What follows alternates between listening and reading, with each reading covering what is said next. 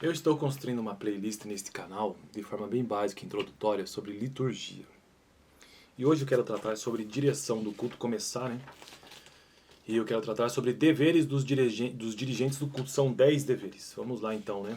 Lembrando que nos próximos vídeos tratarei de modo geral sobre direção do culto, em que pese tratar sobre os seguintes tópicos: deveres do dirigente do culto, atitudes impróprias do dirigente do culto, a importância da música no culto, prelúdio, canto congregacional, interlúdio, ofertório, apelo e pós-lúdio. Então isso eu tratarei sobre isso nos próximos vídeos. Mas vamos começar primeiro então com direção do culto, deveres dos dirigentes do culto. É um texto um pouco longo, mas vamos prestar atenção em cada um dos itens. Eu não frequento igreja já tem muitos anos, nós estamos em 2024, a última vez que estive numa igreja formalmente foi em 2016 e não tenho a pretensão de retorno tão breve. Mas acho interessante gravar esse tipo de conteúdo aqui no canal porque faz parte da playlist de teologia, liturgia também, né?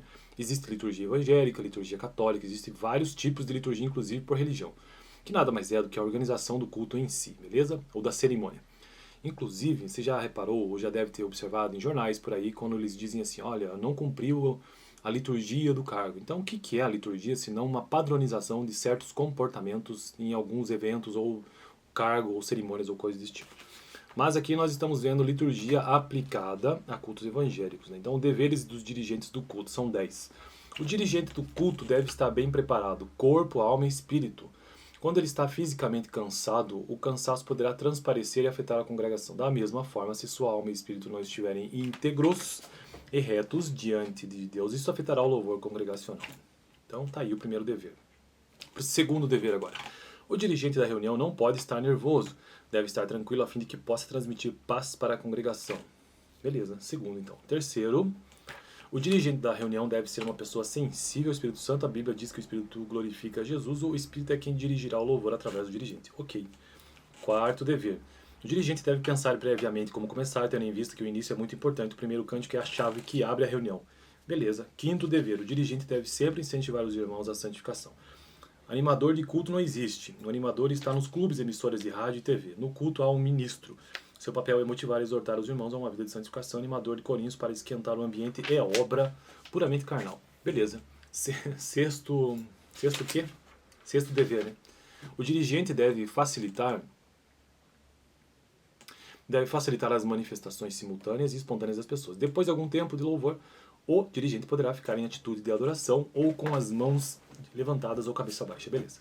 Sétimo dever do dirigente. O dirigente deve cuidar do compromisso congregacional. Ele deve sentir o ambiente e o povo. Muitas vezes, quem está dirigindo a reunião precisa ouvir o Espírito através da congregação. Oitavo dever. Depois de descobrir o fluxo do Espírito no culto, o dirigente deve procurar a nota dominante da reunião.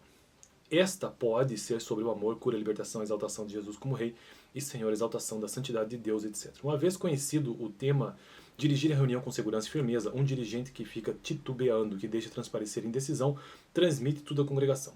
Essa se sente segura quando o dirigente é firme e seguro. Nono dever, penúltimo, né?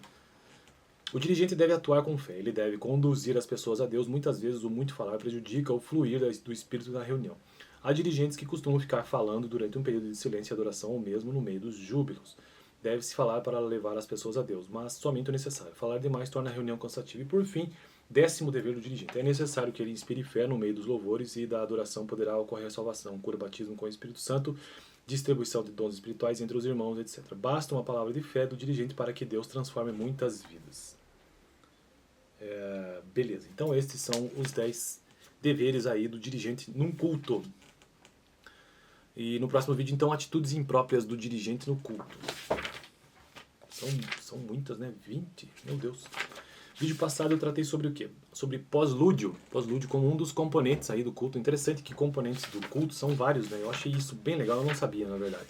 Assim, formalmente, né? Então, olha só. De modo geral, quais são os elementos do culto?